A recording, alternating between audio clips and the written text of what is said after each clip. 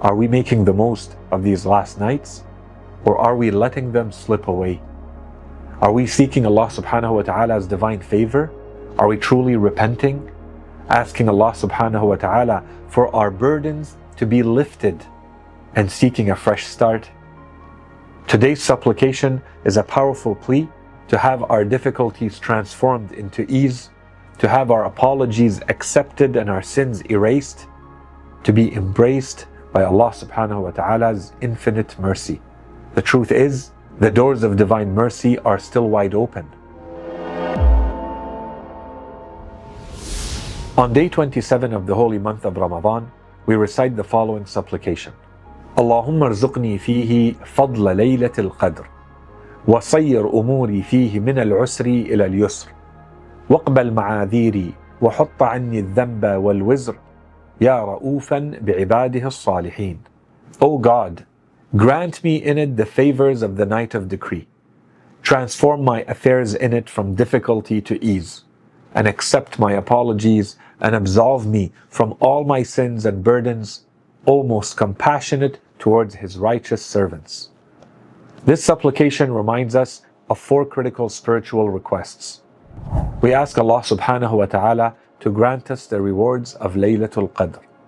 We seek a transformation from hardship to ease.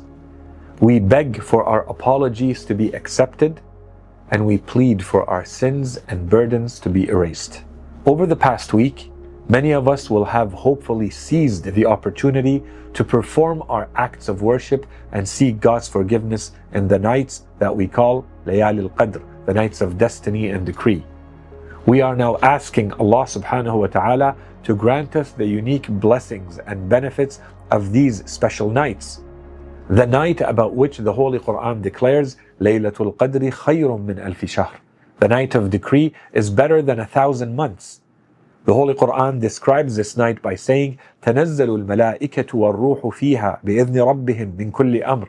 The angels and the Spirit descend in it by the permission of the Lord with every decree. It is the night when Allah subhanahu wa ta'ala grants forgiveness and mercy and life-changing blessings. Are we making sincere dua and asking Allah subhanahu wa ta'ala to grant us success and forgiveness and guidance for the next year? Are we using this moment to rewrite our destinies, or are we allowing it to slip away? Today's dua is a plea to Allah subhanahu wa ta'ala to allow us to fully benefit from this night. And let us remember that the greatest blessings that we can receive on these nights are not material, but spiritual. And they have to do with God's forgiveness and pleasure. The supplication continues, وَصَيِّرْ أُمُورِي فِيهِ مِنَ الْعُسْرِ إِلَى الْيُسْرِ, and transform my affairs from difficulty to ease. How many of us are struggling in life, financially, emotionally, spiritually? Are we seeking Allah subhanahu wa ta'ala to remove the burdens that weigh us down? The Holy Quran promises us, فَإِنَّ مَعَ الْعُسْرِ يُسْرًا. Indeed, with hardship will come ease. No hardship is permanent. Allah subhanahu wa ta'ala is always able to provide relief. Are we trusting in His promise, or are we allowing despair to take hold?